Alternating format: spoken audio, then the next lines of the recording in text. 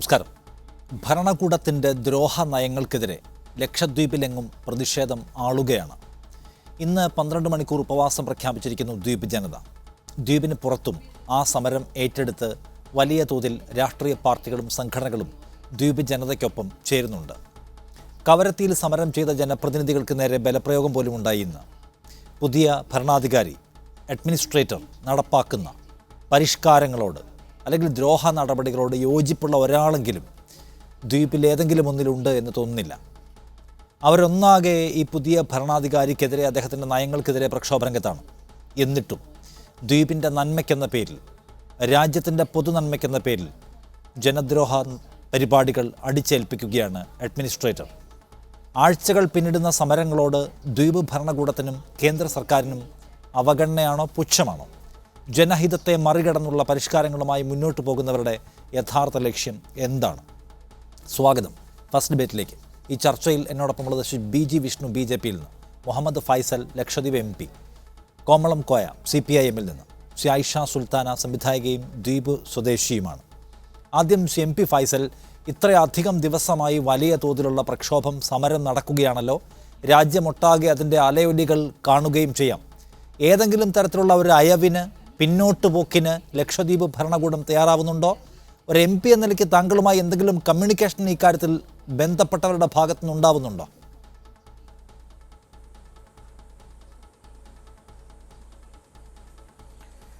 നിഷാദ്, ആദ്യമായി എനിക്ക് ലക്ഷദ്വീപിലെ മുഴുവൻ ജനങ്ങളോടും, അതുപോലെ തന്നെ ലക്ഷദ്വീപുകാരായ മറ്റ് ഇതര സംസ്ഥാനങ്ങളിൽ ഇന്ന് ജീവിക്കുന്നവർ, അതുപോലെ തന്നെ ലക്ഷദ്വീപ്, ഇന്ത്യയിൽ നിന്ന് പുറത്ത് ഗൾഫ് രാജ്യങ്ങളിൽ സേവ് ലക്ഷദ്വീപ് ഫോറം മുന്നോട്ട് വച്ച ഈ 12 മണിക്കൂർ ജനദ്രോഹ നടപടിക്കെതിരെ ജനകീയ നിരാഹാരം അത് ഏറ്റെടുത്തുകൊണ്ട് അത് വിജയിപ്പിച്ച മുഴുവൻ ജനങ്ങളും, അതുപോലെ തന്നെ കേരളക്കരയിലെ സ്നേഹനിധികളായ ഒരുപാട് സഹോദരങ്ങൾ, അവരുടെ ഫോട്ടോകൾ എൻ്റെ വാട്സപ്പിൽ അയച്ചു തന്നിട്ടുണ്ട്. എത്രത്തോളം ഐക്യദാർഢ്യം പ്രഖ്യാപിച്ചുകൊണ്ട് കേരളത്തിലെ ജനങ്ങളും ഈ സമരത്തെ ഏറ്റെടുത്തുകൊണ്ട് ലക്ഷദ്വീപിൻ്റെ കൂടെ നിന്നതിൽ ആദ്യമായി ഞാൻ അവർക്ക്, ലക്ഷദ്വീപുകാർക്ക് വേണ്ടിയും സേവ് ലക്ഷദ്വീപ് ഫോറത്തിന് വേണ്ടിയും ആദ്യമായി അവരുടെ നന്ദി രേഖപ്പെടുത്താൻ ആഗ്രഹിക്കുകയാണ്.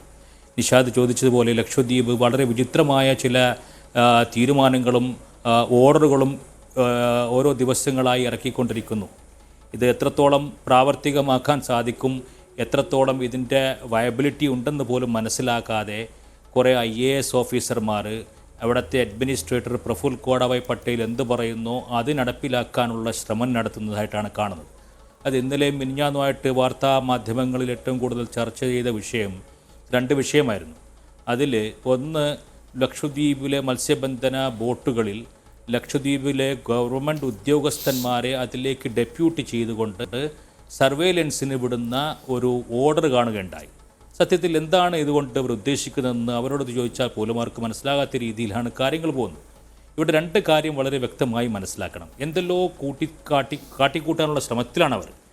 ഇവിടെ ഈ സർവേലൻസ് എന്ന് പറയുന്നത്, ലക്ഷദ്വീപ് ഭൂപ്രദേശം ഇന്ന് ലക്ഷദ്വീപിൻ്റെ 10 ദ്വീപുകളിലും നേവിയുടെയും കോസ്റ്റ് ഗാർഡിൻ്റെയും പ്രസൻസ് ഉള്ള ഒരു പ്രദേശമാണ്. കവരത്തി ദ്വീപിലും മിനിക്കോയ് ദ്വീപിലും അതിബൃഹത്തായ നേവിയുടെയും കോസ്റ്റ് ഗാർഡിൻ്റെയും പ്രസൻസ് അവിടെ ഉണ്ട്. ഇന്ന് കവരത്തിയിലെ കോസ്റ്റ് ഗാർഡ് സ്റ്റേഷനിലുള്ള റഡാർ സിസ്റ്റം എത്രയോ ദൂരത്ത് പോകുന്ന ഒബ്ജക്റ്റിനെ പോലും ഡിറ്റക്റ്റ് ചെയ്യാൻ പറ്റുന്ന ആ ഒരു സംവിധാനം ഉണ്ടാകുമ്പോൾ, ഓരോ മണിക്കൂറുകളും ലക്ഷദ്വീപിൻ്റെ ഇൻ്റർനാഷണൽ റൂട്ടിലൂടെ ഓടുന്ന കപ്പലുകൾ ഏതാണെന്നും ആ കപ്പലിൻ്റെ പേരെന്താണെന്നും ആ കപ്പലിൻ്റെ ഡയറക്ഷൻ എങ്ങോട്ടാണെന്നും ഏതെല്ലാം മത്സ്യബന്ധന ബോട്ടുകൾ ലക്ഷദ്വീപിൻ്റെ കടൽ തീരത്തുകൂടി അല്ലെങ്കിൽ ആ പ്രദേശത്തു കൂടി പോകുന്നുവെന്നും ഓരോ മണിക്കൂറുകളോളം ഇന്ത്യൻ നേവിയും കോസ്റ്റ് ഗാർഡും അവരുടെ ഇൻ്റലിജൻസ് സിസ്റ്റം ഉപയോഗിച്ചുകൊണ്ട് മെസ്സേജുകൾ കൊടുത്തുകൊണ്ടിരിക്കുന്ന ഈ സാഹചര്യത്തിൽ ലക്ഷദ്വീപ് അഡ്മിനിസ്ട്രേഷൻ ഇങ്ങനെ ഒരു ഓർഡർ, ലക്ഷദ്വീപ് അഡ്മിനിസ്ട്രേഷനിലെ ഒരു ഉദ്യോഗസ്ഥനെ ബോട്ടിലേക്ക് സർവേലൻസിന് വേണ്ടി നിയോഗിക്കുന്നു എന്ന് പറയുന്നതിൽ എന്താണ് നമുക്ക് മനസ്സിലാക്കാൻ പറ്റുന്നത്? ഇവിടെ മറ്റേതെങ്കിലും സംസ്ഥാനങ്ങൾ, കേരള സംസ്ഥാനമായിക്കോട്ടെ, മഹാരാഷ്ട്ര ആയിക്കോട്ടെ, തമിഴ്നാട് ആയിക്കോട്ടെ, ഗുജറാത്ത് ആയിക്കോട്ടെ, ഏതെങ്കിലും ഒരു സംസ്ഥാനം ഈ രീതിയിലുള്ള ഒരു സർവേലൻസിനെ കുറിച്ച് നമ്മൾ ചെവിമൊഴിച്ചതിന് ശേഷം നമ്മൾ കേട്ടിട്ടുണ്ടോ? ഇവിടെ എന്താണ് മനസ്സിലാക്കേണ്ടത്? അവർ ചില നിയമങ്ങൾ ഇവിടെ നടപ്പിലാക്കാൻ ശ്രമിക്കുന്നു. ഉദാഹരണത്തിന് ഗുണ്ട ആക്ട് തന്നെ. ആ ഗുണ്ട ആക്ടിന് അനുസൃതമാകുന്ന രീതിയിലേക്ക്, അല്ലെങ്കിൽ എന്തെല്ലോ ഇവിടെ സംഭവിക്കുന്നു എന്ന് വരുത്തി തീർക്കാൻ വേണ്ടിയിട്ട് ഈ അഡ്മിനിസ്ട്രേറ്ററുടെ നിർദ്ദേശപ്രകാരം അവിടുത്തെ കുറേ IAS ഓഫീസർമാർ കുറേ ബുദ്ധിമോശപരമായ കാര്യങ്ങൾ ചെയ്യുന്നു. അവിടുത്തെ മത്സ്യബന്ധന സഹോദരങ്ങളിൽ വിശ്വാസമില്ലെന്നാണ് പറയുന്നത്. ഒരു കാര്യം ഞാൻ വളരെ വ്യക്തമായിട്ട് ആധികാരികമായിട്ട് അവിടുത്തെ ലക്ഷദ്വീപിൽ മെമ്പർ ഓഫ് പാർലമെൻറ്റ് എന്ന നിലയ്ക്ക് ഞാൻ പറയാം, എനിക്കറിയാവുന്ന കാര്യമായതുകൊണ്ട്. ഈ ലക്ഷദ്വീപിൽ മത്സ്യബന്ധന സഹോദരങ്ങളെ ഒന്നിച്ചു നിർത്തിക്കൊണ്ട് അവിടുത്തെ കോസ്റ്റ് ഗാർഡുകൾ സമയാസമയങ്ങളിൽ അവർക്ക് വേണ്ട ട്രെയിനിങ്ങുകൾ കൊടുത്തുകൊണ്ടിരിക്കുന്നു. ഏതെങ്കിലും സസ്പെക്റ്റഡ് ആയിട്ടുള്ള ഒബ്ജക്ട്സിനെ നിങ്ങൾ കാണുകയാണെങ്കിൽ ഏത് രീതിയിലാണ് നിങ്ങൾ ഇൻഫർമേഷൻ പാസ് ചെയ്യേണ്ടത്, ആ ഓരോ സമയങ്ങളും അവരുമായിട്ട് ഇൻറ്ററാക്ട് ചെയ്തുകൊണ്ട് വളരെ നല്ല രീതിയിലുള്ള സുരക്ഷ ഉറപ്പുവരുത്തിക്കൊണ്ട് നല്ല സർവൈലൻസ് നിലനിൽക്കുമ്പോൾ അവിടെ മത്സ്യബന്ധന സഹോദരങ്ങളെ വിശ്വാസമില്ല, അവർ ഇൻഫർമേഷൻ പാസ് ചെയ്യുന്നില്ല എന്നുള്ള ഒരു ധാരണ വരുത്തി തീർക്കാൻ വേണ്ടി ആ ബോട്ടിലേക്ക് ഗവൺമെൻറ് ഉദ്യോഗസ്ഥന്മാരെ നിയോഗിച്ചുകൊണ്ട് സർവൈലൻസിന് പോകുന്ന ഒരവസ്ഥ ഇന്ന് എവിടെയാണ് ഉള്ളത്? ഇന്ത്യയിൽ ഏത് സംസ്ഥാനത്താണ് ഇങ്ങനെ നടക്കുന്നത്? അപ്പോൾ ലക്ഷദ്വീപിൽ എന്തെല്ലോ ഇവിടെ സംഭവിക്കുന്നുവെന്ന് വരുത്തി തീർക്കുക. ലക്ഷദ്വീപിൻ്റെ ജില്ലാ കലക്ടർ ഇവിടെ പറന്ന് വന്നിറങ്ങിക്കൊണ്ട് പത്രസമ്മേളനം നടത്തിയത് അതല്ലേ? ആ പത്രസമ്മേളനത്തിൽ എന്താണ് അദ്ദേഹം പറഞ്ഞത്? AK-47 3000 കിലോഗ്രാം 3000 കോടി രൂപയുടെ ഡ്രഗ്സും പിടിക്കപ്പെട്ടു. ആ സാഹചര്യം എവിടെ പിടിക്കപ്പെട്ടു? ഇതൊക്കെ വളരെ വളരെ ഒരു ഉത്തരവാദിത്തപ്പെട്ട വിചിത്രമായ ഇടപെടലുകൾ നടത്തുന്നുവെന്ന പ്രശ്നം കഴിഞ്ഞ കുറേ ദിവസമായി MP നമ്മൾ ചർച്ച ചെയ്യുന്നുണ്ട്. ഫൈസൽ, ഞാൻ ചോദിക്കുന്നത് സർക്കാർ ഈ പ്രക്ഷോഭങ്ങളെ ഏതെങ്കിലും നിലയ്ക്ക് അഡ്രസ്സ് ചെയ്യുന്നുണ്ടോ എന്നാണ്. എന്തെങ്കിലും ഒരു ചർച്ച, സമവായത്തിൻ്റെ സാധ്യതകൾ തേടുക, അല്ലെങ്കിൽ ഏതെങ്കിലും ഒരു നടപടിയിൽ നിന്ന് പിന്നോട്ട് പോവുക എന്നിങ്ങനെ എന്തെങ്കിലും ഉണ്ടായിട്ടുണ്ടോ ഈ ദിവസത്തിനിടയ്ക്ക്?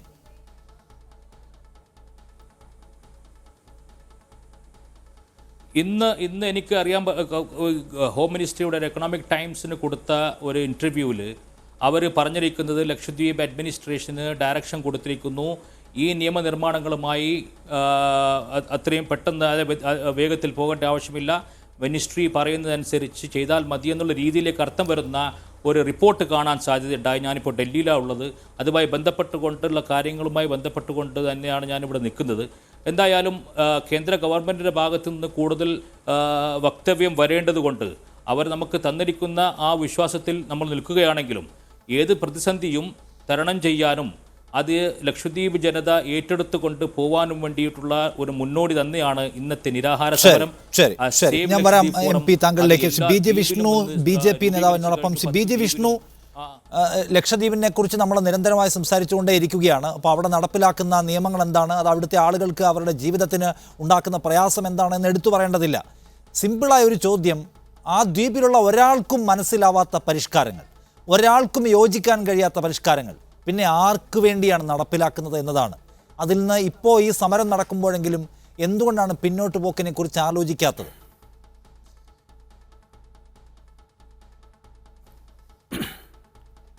ബഹുമാനപ്പെട്ട ലക്ഷദ്വീപ് MP ഇപ്പോൾ നമ്മളോടൊപ്പമുണ്ട്. അദ്ദേഹം തന്നെ കഴിഞ്ഞയാഴ്ച ബഹുമാന്യനായ കേന്ദ്ര ആഭ്യന്തരമന്ത്രി ശ്രീ അമിത്ഷായെ നേരിൽ കണ്ടിരുന്നു, വസ്തുതകൾ സംസാരിച്ചിരുന്നു. ലക്ഷദ്വീപ് BJP ഘടകവും ശ്രീ അബ്ദുള്ളക്കുട്ടിയുടെ നേതൃത്വത്തിൽ കണ്ട് അവിടെ നിലനിൽക്കുന്ന പുതിയ സാഹചര്യങ്ങൾ വളരെ വ്യക്തമായിരുന്നു. അപ്പോൾ തന്നെ കേന്ദ്ര ആഭ്യന്തരമന്ത്രി അമിത്ഷാ പറഞ്ഞതാണ്, ലക്ഷദ്വീപ് ജനങ്ങളുടെ വിശ്വാസത്തോടുകൂടി അവരെ കൂടി ഉൾപ്പെടുത്തിക്കൊണ്ട് ലക്ഷദ്വീപിൽ ചില മാറ്റങ്ങൾ ഉദ്ദേശിച്ചുള്ളത് മാറ്റുകയുള്ളൂ എന്നുള്ളത്. അപ്പോൾ അത്തരത്തിൽ ചില നിർദ്ദേശങ്ങൾ വന്നുവെന്നെങ്കിലും അത്തരത്തിലുള്ള യാതൊരു ഉത്തരവുകളും നിലവിൽ നടപ്പിലാക്കിയിട്ടില്ല.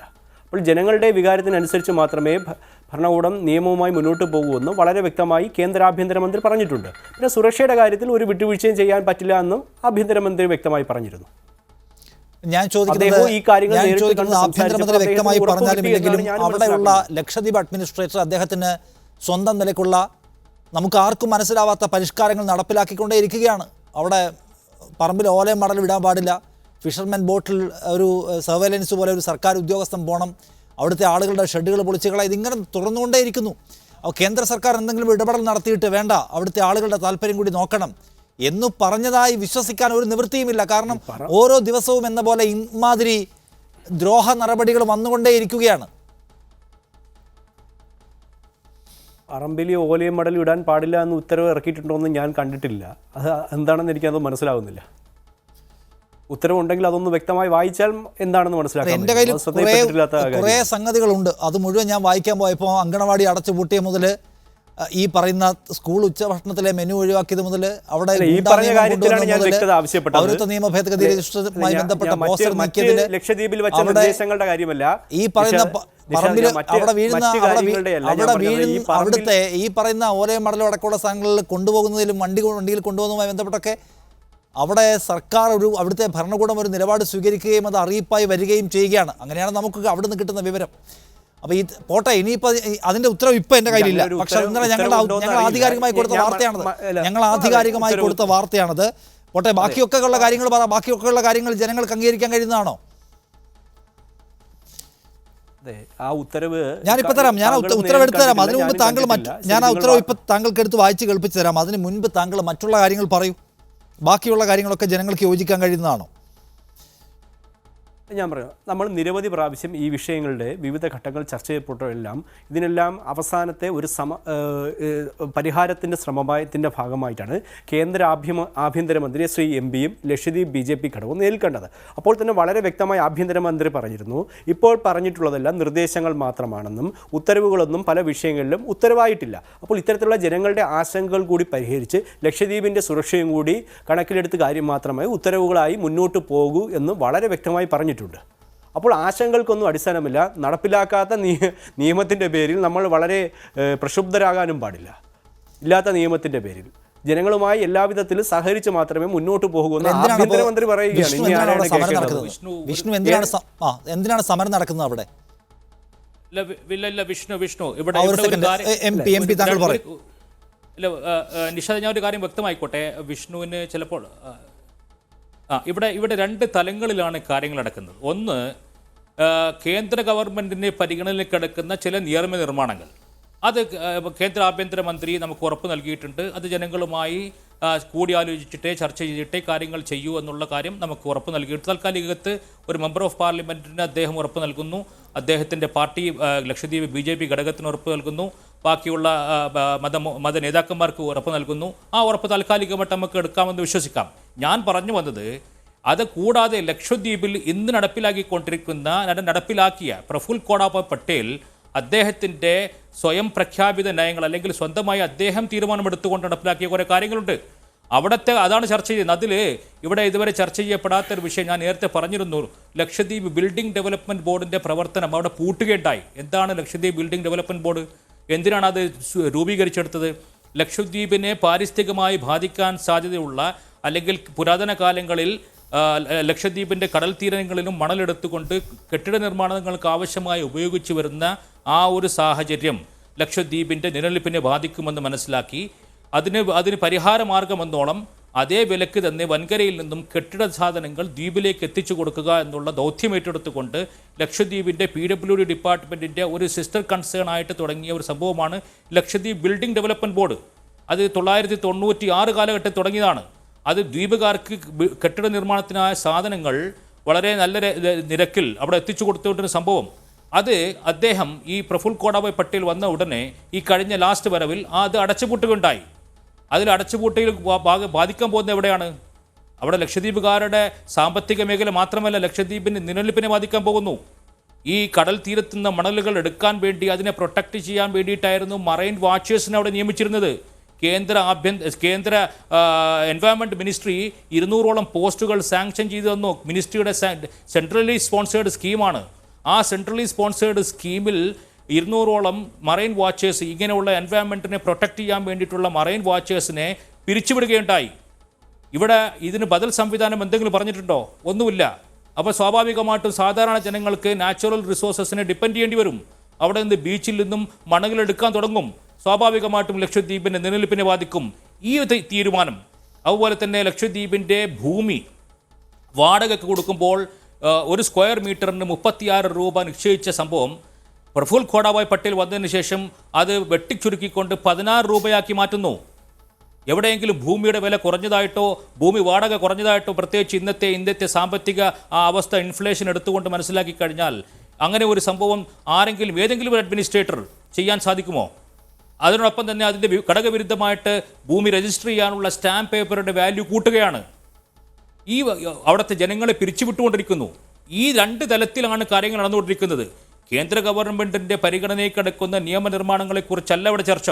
ഇന്നത്തെ സമരം മുഖ്യമായിട്ടും അവിടെ ജനവിരുദ്ധമായിട്ടുള്ള ഈ ഞാൻ നേരത്തെ പറഞ്ഞ ഈ വക കാര്യങ്ങൾക്കെതിരെയാണ് അവിടെ സമരം നടത്തിക്കൊണ്ടിരിക്കുന്നത്. വിഷ്ണു, അദ്ദേഹം പറയുന്നത് വരാൻ പോകുന്ന നിയമങ്ങളെ കുറിച്ചല്ല, അവിടെ അടിക്കടി അഡ്മിനിസ്ട്രേറ്റർ പുറത്തിറക്കുന്ന സർക്കുലറുകളുണ്ട്. അപ്പോൾ നടപ്പിലാക്കേണ്ട നിയമങ്ങൾ എന്ന നിലയ്ക്ക് അഡ്മിനിസ്ട്രേറ്റർ പുറത്തിറക്കുന്ന സർക്കുലറുകളാണ് അവിടെ കുഴപ്പം. ആ നിലയ്ക്കാണ് ഈ പറയുന്ന സംഗതികൾ, മനുഷ്യ ജീവിതം പ്രയാസത്തിലാക്കുന്ന സംഗതികൾ മുഴുവൻ വരുന്നത് എന്നതാണ്. അതെന്തുകൊണ്ടാണ് ജനങ്ങൾക്കിഷ്ടമില്ലാത്ത ഒരു കാര്യം? ജനങ്ങളുടെ ജീവിതം പ്രയാസത്തിലാക്കുന്ന എല്ലാവരും ഒരുമിച്ച് പറയുന്ന ഒരു കാര്യം എന്തിനു നടപ്പിലാക്കുകയാണ്? നിഷാദ്, ഞാൻ ഇത് തന്നെയാണ് നേരത്തെയും പറഞ്ഞത്. ഇവരെല്ലാം കണ്ടപ്പോൾ തന്നെ കേന്ദ്ര ആഭ്യന്തരമന്ത്രി വളരെ വ്യക്തമായി പറഞ്ഞു, ചില പരിഷ്കാരങ്ങളിൽ ഏതെങ്കിലും തരത്തിൽ നിങ്ങൾക്ക് അവ്യക്തതയുണ്ടെങ്കിലോ ജനങ്ങൾക്ക് പരാതിയുണ്ടെങ്കിലോ അത് പരിഹരിക്കപ്പെടും. അപ്പോൾ അത്തരത്തിലുള്ള ചില ഉത്തരവുകളിൽ പിടിച്ചുകൊണ്ടല്ല, നിയമങ്ങളായിട്ടില്ല, അത്തരത്തിലുള്ളൊരു പൂർണ്ണമായി അത് നിയമമാക്കി മാറ്റിയിട്ടില്ല. അത്തരത്തിലുള്ള ഏതെങ്കിലും പ്രശ്നങ്ങളുണ്ടെങ്കിൽ അത് പരിഹരിച്ച് മാത്രമേ മുന്നോട്ട് പോകൂ എന്നുള്ളതാണ്. പിന്നെ ചില നിയമങ്ങളിൽ സ്വാഭാവികമായി ഭരണകൂടം ചില നിയന്ത്രണങ്ങൾ കൊണ്ടുവന്നേക്കാം. ചില കാര്യങ്ങളുമായി ഇപ്പോൾ ഈ പറഞ്ഞ പോലെ വസ്തു റെൻറ്റിന് കൊടുക്കുന്നതുമായി ബന്ധപ്പെട്ട് അത് സ്റ്റാമ്പ് ഡ്യൂട്ടി, അപ്പോൾ അതിനുള്ള അവകാശം അവിടുത്തെ അഡ്മിനിസ്ട്രേറ്റർക്ക് ഉള്ളത് കൊണ്ട് അദ്ദേഹം അങ്ങനെ ഒരു നിയമം നിർമ്മിച്ചിരിക്കുക. ഏതെങ്കിലും പരാതി ഉണ്ടെങ്കിൽ കോടതിയിലോ ഇല്ലെങ്കിൽ ആഭ്യന്തര മന്ത്രാലയത്തിൻ്റെ ശ്രദ്ധയിലോ ചുമർത്തിയാൽ അതിന് പരിഹാരം ഉണ്ടാവൂ എന്ന് തന്നെയാണ് പറയുന്നത്. ഞാൻ ചോദിക്കുന്നത്, ഇതുവരെ ഇത് ആഭ്യന്തര മന്ത്രാലയത്തിൻ്റെ ശ്രദ്ധയിൽ വന്നില്ലേ? അവിടുത്തെ വിഷ്ണു, നിങ്ങൾ എന്താണ് ഇപ്പോൾ അതൊക്കെ എത്രയോ ദിവസങ്ങളായി അവിടെ സമരം നടക്കുകയാണ് ഓരോ പരിഷ്കാരങ്ങൾക്കെതിരെ. അതല്ലേ ജനങ്ങളുടെ പ്രതിഷേധം, അതല്ലേ ശ്രദ്ധയിൽ വരുന്ന കാര്യം. അത് ഇന്ത്യ മുഴുവനുള്ള ആളുകൾ വലിയ ഹാഷ്ടാഗായി ഏറ്റെടുത്തിരിക്കുന്നു. പ്രധാനപ്പെട്ട ആളുകൾ പ്രതിഷേധം രേഖപ്പെടുത്തുന്നു. സർക്കാരിൻ്റെ മുമ്പിൽ വന്നിട്ടില്ല. എന്നിട്ടും ഈ മനുഷ്യൻ അദ്ദേഹത്തിൻ്റെ സ്വയം തോന്നുന്ന തരത്തിലുള്ള ഈ പരിഷ്കാരങ്ങൾ നടത്തിക്കൊണ്ട് പോകാൻ എങ്ങനെ ലൈസൻസ് കിട്ടുന്നുള്ള ചോദ്യമല്ലേ? നിങ്ങളത് സർക്കാരിൻ്റെ ശ്രദ്ധയിൽ വന്നാൽ മാറ്റും, ജനങ്ങൾക്ക് ഇഷ്ടമല്ലെങ്കിൽ ഞങ്ങൾ പുനരാലോചിക്കും എന്ന് പറയുമ്പോൾ ജനങ്ങൾക്ക് ഇഷ്ടമല്ല. അതുകൊണ്ടാണ് അദ്ദേഹം ഇത് പറഞ്ഞുകൊണ്ടേയിരിക്കുന്നത്. ഇദ്ദേഹത്തെ തന്നെ മാറ്റണമെന്നാണ് ജനങ്ങൾ പറയുന്നത്. അപ്പോൾ അത് തുടരാൻ അയാൾക്ക് കഴിയുന്നു വെച്ചാൽ അതിൻ്റെ അർത്ഥം നിങ്ങൾ എന്ത് വേണേൽ കാണിച്ചോ എന്നുള്ള ലൈസൻസ് കിട്ടിയെന്നല്ലേ? അല്ല, അത് നമ്മൾ തെറ്റായിട്ട് അതിനെ വ്യാഖ്യാനിക്കുമ്പോഴാണ് അതിന്റെ അർത്ഥങ്ങൾ മൊത്തം മാറിപ്പോകുന്നത്. സ്വാഭാവികമായി ഒരു അഡ്മിനിസ്ട്രേറ്റർ എന്ന നിലയ്ക്ക് അദ്ദേഹത്തിന് അവിടെ ഭരണങ്ങൾ പരിഷ്കരിക്കാനുള്ള അധികാരമുണ്ട്. അപ്പോൾ അതിൽ തർക്കങ്ങൾ ഉണ്ടായപ്പോഴാണ് ഇത്തരത്തിൽ കേന്ദ്ര ആഭ്യന്തരമന്ത്രിയുമായി പോലും നേരിട്ട് സംസാരിക്കുന്ന തലത്തിലേക്ക് കാര്യങ്ങൾ നീങ്ങി. അപ്പോൾ തന്നെ അദ്ദേഹം വ്യക്തമായി ഉറപ്പ് പറഞ്ഞിട്ടുണ്ട്. അപ്പോൾ ആഭ്യന്തര മന്ത്രാലയവും ഗൗരവമായി സംസാരിച്ചിട്ടുമുണ്ട്. ഈ ഭരണപരിഷ്കാരം അല്ല, MP താങ്കൾക്ക് ആഡ് ചെയ്യാനുള്ള കാര്യം എന്താണ്? വിഷ്ണു, എനിക്ക് മനസ്സിലാകാത്തത് എന്ത് ഭരണപരിഷ്കാരമാണ് അവിടുത്തെ ഞാൻ ആഡ് ചെയ്യാനുള്ള കാര്യം പറയാൻ പോയത്. ഈ ഭരണപരിഷ്കാരം എന്ന് പറയുമ്പോൾ അവിടുത്തെ പഞ്ചായത്തുണ്ട്, അവിടുത്തെ മെമ്പർ ഓഫ് പാർലമെൻ്റ് ഉണ്ട്, അവിടുത്തെ ജനങ്ങളുണ്ട്. ഇത് ഞാൻ നേരത്തെ നിഷാദ് സൂചിപ്പിച്ച ഒരു ഓർഡർ, അതായത് ഈ മടലുകളും അവിടുത്തെ വേസ്റ്റുകളും ഡിസ്പോസ് ചെയ്യുന്നതുമായി സംബന്ധിച്ച് ഇറക്കിയ ഒരു ഓർഡർ 4/6/2021 ഇറക്കിയ ഓർഡറാണ്. ആ ഓർഡറിൽ പറയുന്നത് അവിടെ തെങ്ങിൻ്റെ ചുവടിൽ വീഴുന്ന തെങ്ങിൻ്റെ മടലുകളോ ഓലകളോ കോക്കനട്ട് ഷെല്ലുകളോ ഹസ്കുകളൊക്കെ ആയിട്ടുണ്ട് അവിടെ കാണപ്പെട്ട് കഴിഞ്ഞാൽ അത് ശാസ്ത്രീയപരമായി സംസ്കരിച്ചിട്ടില്ലെങ്കിൽ അവർക്കെതിരെ പിഴ ഈടാക്കുമെന്നുള്ളൊരു ഓർഡർ. ആ ഓർഡറിൽ തന്നെ റെഫർ ചെയ്യുന്ന ഒരു കാര്യം അഡ്മിനിസ്ട്രേഷൻ ചെയ്യേണ്ട കാര്യത്തെക്കുറിച്ചാണ് ഞാൻ പറഞ്ഞുകൊണ്ടിരിക്കുന്നത്. അവിടെ 2019 വേസ്റ്റ് മാനേജ്മെൻറ്റ് പ്ലാൻ എന്ന് പറഞ്ഞിട്ട് ആ പൊല്യൂഷൻ കൺട്രോൾ ഒരു പ്ലാൻ കൊടുത്തു.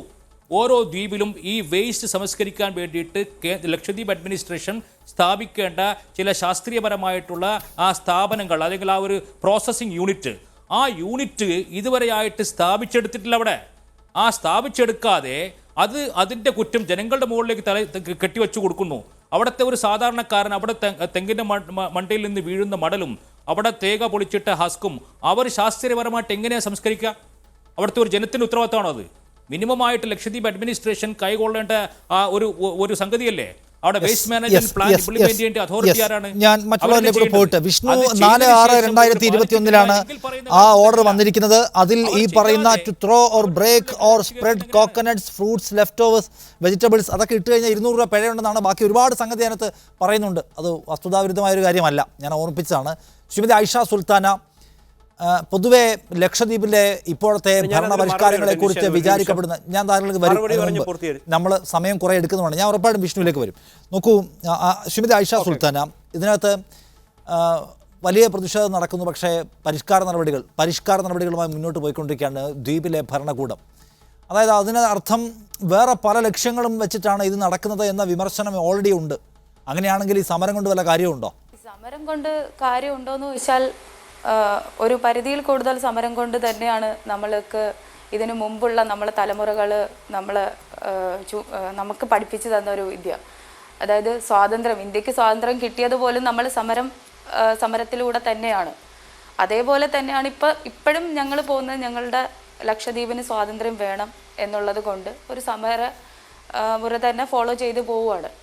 പിന്നെ ഇതുകൊണ്ട് ലക്ഷദ്വീപിനൊരു മാറ്റം ഉണ്ടാവുമോ എന്ന് ചോദിച്ചാൽ, ബഹുമാനപ്പെട്ട നമ്മളെ MP പറഞ്ഞു, അമിത്ഷാ ഇങ്ങനെ ഒരു ഉറപ്പ് കൊടുത്തിട്ടുണ്ട് എന്നുള്ളത്.